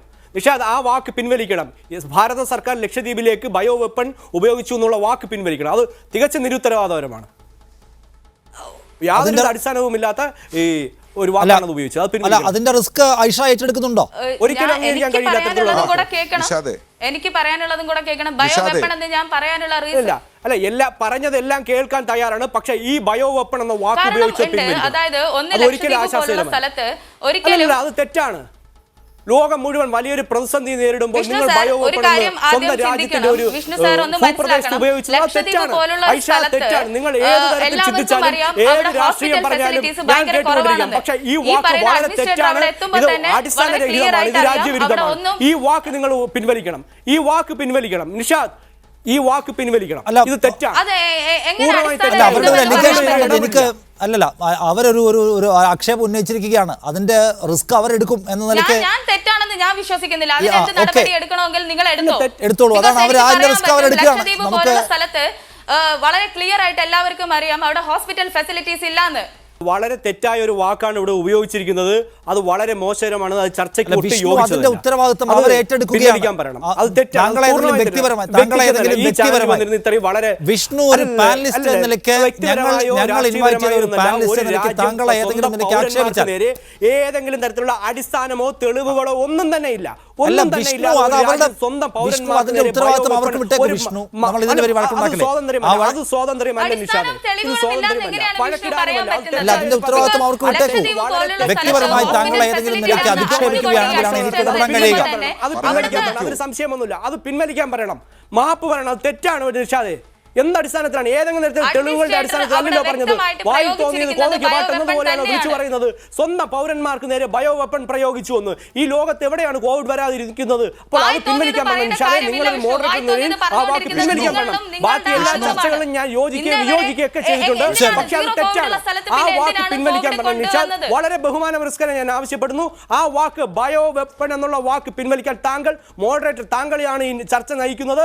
യോജിപ്പുകളുണ്ട്, വിയോജിപ്പുകളുണ്ട്. പക്ഷേ ഈ വാക്ക് പിൻവലിക്കാൻ താങ്കൾ പൂർണ്ണമായും ആവശ്യപ്പെടണം. ഇല്ല, ഈ വാക്ക് പൂർണ്ണമായും ആവശ്യപ്പെടണം നിഷാദേ. നിങ്ങൾ നടത്തുന്ന ഒരു ചർച്ചയാണ് ഇത്. ശരിയായ കാര്യമല്ല. ഇത്തരത്തിലുള്ള തെറ്റായ വാദങ്ങളെ മിണ്ടാതിരിക്കുക എന്ന് പറഞ്ഞാൽ നിങ്ങൾ അംഗീകരിച്ച് കൊടുക്കുന്നു എന്നാണ് അതിന്റെ അർത്ഥം. അത് ഇല്ല വിഷ്ണു, ഇല്ലില്ല ഇല്ലില്ല വിഷ്ണു, ഇല്ലില്ല, ഞാൻ പറഞ്ഞില്ല വിഷ്ണു, ഞാൻ അതിനകത്തൊരു വിഷ്ണു, ഞാൻ അതിനകത്തൊരു നിലപാടും കൈക്കൊള്ളുന്നില്ല. വിഷ്ണു, ഇതിനകത്ത് വിഷ്ണു ഒരു പാനലിസ്റ്റ് എന്ന നിലയ്ക്ക്, ഞങ്ങൾ ക്ഷണിച്ച ഒരു പാനലിസ്റ്റ് എന്ന നിലയ്ക്ക് താങ്കൾ നയിക്കുന്ന ചർച്ചയാണ്. ആ വാക്ക് പിൻവലിക്കാൻ പറയണം. വിഷ്ണു, അതിന്റെ ഉത്തരവാദിത്വം അവർ ഏറ്റെടുക്കുകയാണ്. അവർ ഗുരുതര സ്വഭാവമുള്ള ഒരു അലിഗേഷനിലേക്കും അതിന്റെ ഉത്തരവാദിത്വം ഏറ്റെടുക്കുകയും ചെയ്യുന്നു. ഇല്ല, എന്നും വന്ന് ചാനലിരുന്ന് എന്തും വന്ന് തോന്നിയാസം പറഞ്ഞിട്ട് പോകാൻ പറ്റുമോ നിഷാദേ? ഇതാണോ ചാനൽ ചർച്ച? തോന്നിയാസം പറയുന്നതാണോ ഇത്? തോന്നിയാസം തന്നെയാണ്. ഒരടിസ്ഥാനവും ഇല്ലാതെ ഇങ്ങനെയാണോ പറയുന്നത്? എത്ര നീചമായ പ്രവൃത്തിയാണിത്. ഐഷ എന്താണ് പറയാനുള്ളത്? അതിനൊരു ക്ലാരിറ്റി ഉണ്ടാവും നിഷാദേ. കൃത്യമായി അതിനൊരു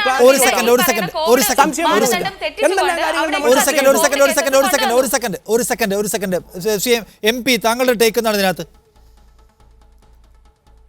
അല്ലല്ല നിഷാദേ, അതിലൊരു തീരുമാനം ഉണ്ടാകണം. അത് ശരിയല്ല.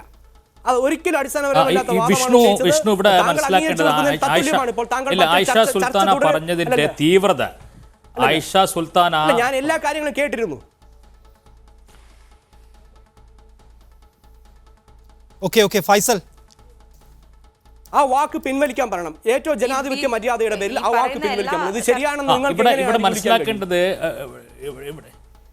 ഇവിടെ മനസ്സിലാക്കേണ്ട വിഷയം, അതായത് അവിടെ പരിപൂർണമായിട്ടും ഏകദേശം ഒരു വർഷക്കാലമായി കഴിഞ്ഞ ഈ 2021 ജനുവരി ആദ്യ ആഴ്ച വരെ ലക്ഷദ്വീപ് കോവിഡ് ഫ്രീ ആയ ഒരു പ്രദേശത്തേക്ക് അവിടുത്തെ ജനങ്ങൾ ആഗ്രഹിക്കാത്ത അവിടുത്തെ ജനപ്രതിനിധികൾ ഒന്നടങ്കം പ്രതിഷേധിച്ച് അവിടുത്തെ ലക്ഷദ്വീപ് അഡ്മിനിസ്ട്രേറ്റർക്ക് മുന്നാകെ പറഞ്ഞ ആവശ്യപ്പെട്ട ചില നിബന്ധനകൾ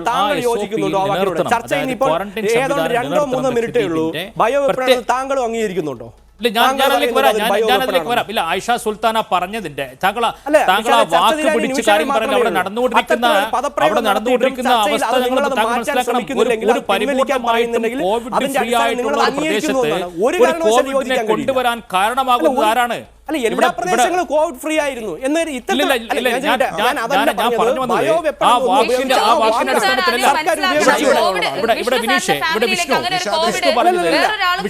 വിഷ്ണു പറഞ്ഞതിന് ചർച്ചകൾ വേറെ ഒരുപാട് ചർച്ചയിലേക്ക് പോകേണ്ടത്. എനിക്കിത് അവസാനിപ്പിക്കാൻ സമയം ഞാനൊന്ന് പറയട്ടെ. ഇതിനകത്ത് ഐഷ സുൽത്താന ഉന്നയിച്ചിരിക്കുന്ന ആക്ഷേപം ഗുരുതര സ്വഭാവമുള്ളതാണ്. കേന്ദ്ര സർക്കാർ പൗരസമൂഹത്തിന് നേരെ ബയോ വെപ്പൺ ഉപയോഗിച്ചു എന്നത്. ഞാൻ അതിനകത്തൊരു നിലപാട് സ്വീകരിക്കുന്നില്ല. അവർ ഒരു സ്വയം ബോധ്യത്തിലൊരു ആക്ഷേപം ഉന്നയിക്കുകയും അതിൽ ഉറച്ചു നിൽക്കുകയും അതിന് വരുന്ന എല്ലാ റിസ്ക്കും ഏറ്റെടുക്കുകയും ചെയ്യുമെന്ന് പറയുന്നു. ഒരു പാനലിസ്റ്റ് നിലയ്ക്ക് താങ്കളെ വ്യക്തിപരമായി അധിക്ഷേപിച്ചാൽ എനിക്ക് അതിനകത്ത് ഇടപെടാം, അവരെ ഒഴിവാക്കുകയോ അവരോട് മാപ്പ് പറയുകയോ ചെയ്യാം. ഇത് അവരൊരു അലിഗേഷൻ ഗവൺമെന്റിനെതിരെ ഉന്നയിച്ചിരിക്കുകയാണ്. അതിന് ഗുരുതര സ്വഭാവമുണ്ട്. അതിന്റെ റിസ്ക് അവരേറ്റെടുക്കട്ടെ. ഇടപെടാനുള്ള അധികാരം നിങ്ങൾക്കുണ്ട് നിഷാദേ. എല്ലാം നമ്മൾ ആശയമായി യോജിക്കുകയും ചെയ്യുന്നു. പക്ഷേ ഇത് യാതൊരു അടിസ്ഥാനവും ഇല്ലാത്ത